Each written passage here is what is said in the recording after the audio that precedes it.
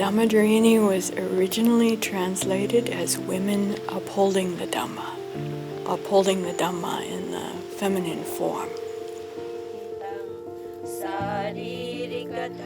We focused on the bhikkhuni practitioners and teachers, on providing space for those who wish to draw near, benefit from practicing together in the bhikkhunīs' teachings, and also there are the aspirants and those who aspired to enter into monastic life or who had already entered into monastic life, who wished to more fully live the monastic life or live it in the way envisioned and taught by the Buddha.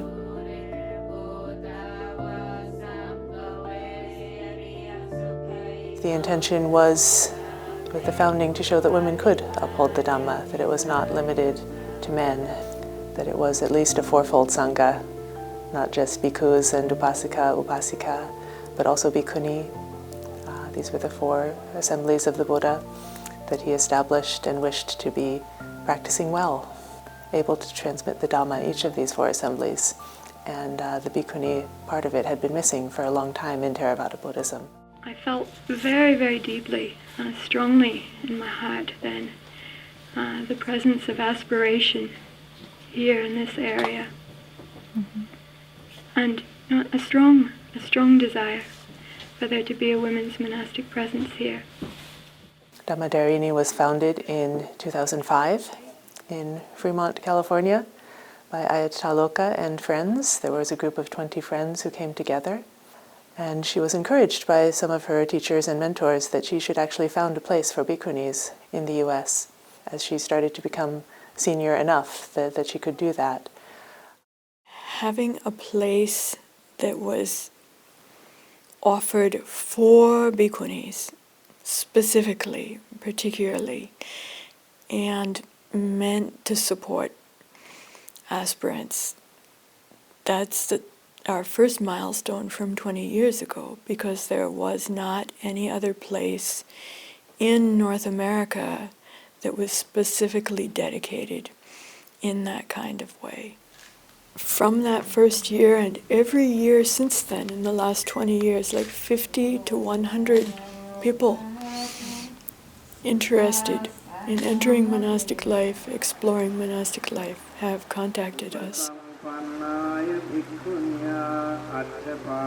So Dhammadharini has 2 properties that are managed by the Support Foundation, and the monastics spend time at both of those places. One of them is Dhammadharini Monastery in Pen Grove, which is down on the valley floor near Sonoma Mountain.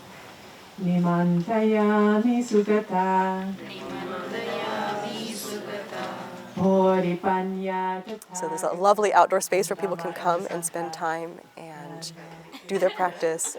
People want to come and make offerings, if people want to come and speak to a bhikkhuni, if people want to hear Dhamma teachings, then that's very much more easily accessible in Pen Grove. So then Dhammadharini also has our forest hermitage that actually we had before the monastery, and that's about 120 acres of a redwood forest. Mostly it's a place where you can come and just be in the forest and spend time in the quiet and really spending time with nature and away from all of the human reminders of all of our human conditioning.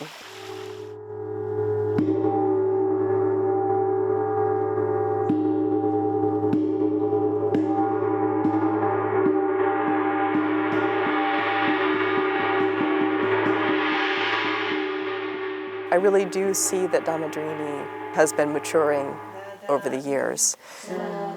There were people who, when Dhammadharini was founded and all along, that are saying that they think what we're doing is impossible. People saying that women won't be supported to live in this way, women won't be supported to keep the Vinaya strictly, which we are intending to, and that it's too difficult to integrate authentic mainstream Buddhist values into America, that's just too much of a cultural mismatch and too difficult. People say all of these things, but Dhammadharini, this is our 20th anniversary and we're still here and we're still doing it. And I think a lot of people have benefited enormously. So I have seen the whole Sangha Bhikkhuni Sangha grow amazingly in that 20-year period.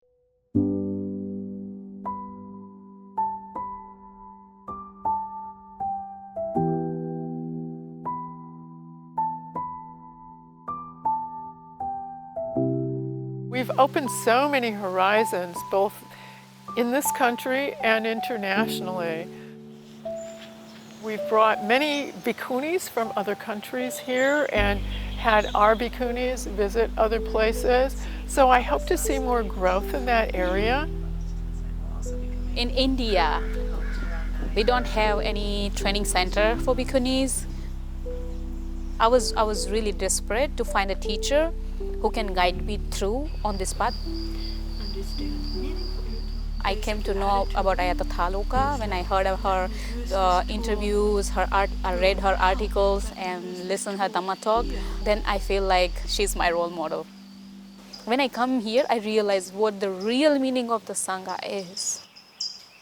This is not only for ourselves that we come here, but this is for our generation and generation of the bhikkhuni.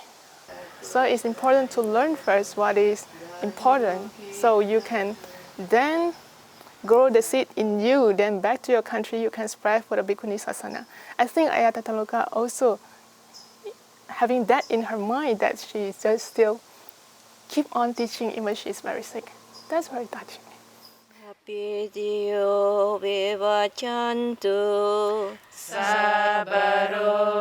All sorts of people come with a diversity of interests and needs and wishes. The most beautiful thing to me is when that does match up, when those who are seeking the Dhamma are able to come here and find it here in some form or another. That for me is like the most encouraging thing in monastic life, is that that connection can be made, and the Dhamma can be spread, that it can be shared and can grow and develop. How lucky are we to have this Sangha of multicultural, multi-generational bhikkhunīs here with us.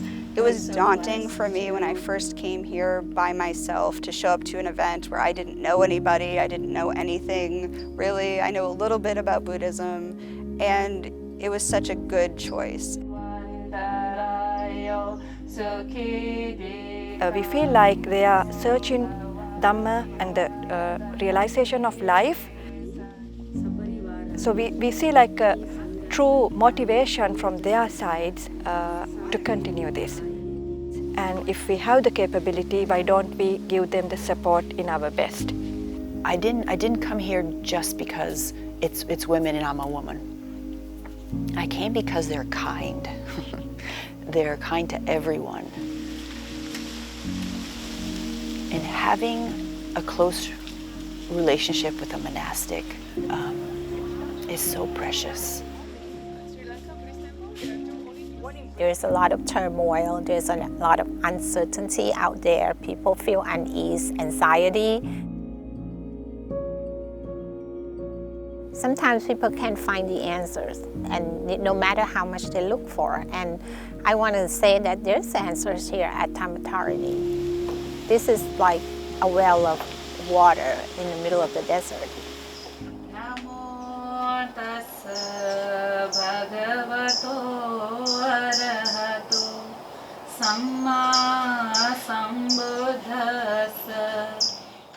As we're beginning now our 21st Vassa and our third decade with Dhammadharini, so we see then that's first and second and also third generation is here sharing Dhamma and teaching and practicing together. I'm really happy about this. And I love to see what the next generation is like, of the sincere and dedicated bhikkhunīs, how their hearts, their minds go for our part together in turning the Dhamma wheel forward.